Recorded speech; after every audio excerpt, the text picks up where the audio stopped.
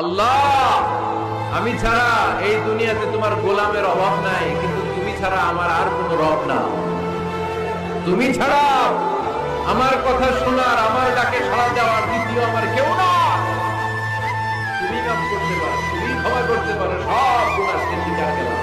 আমি সবচেয়ে বড় গুনাহগার, এমন কোন গুনাহ নাই আমি করি নাই। স্বীকার যান, অনুতপ্ত হন, চোখের পানি ছাড়েন। চোখের পানি ছাড়লে গুনাহ মাফ করে দেয় কে?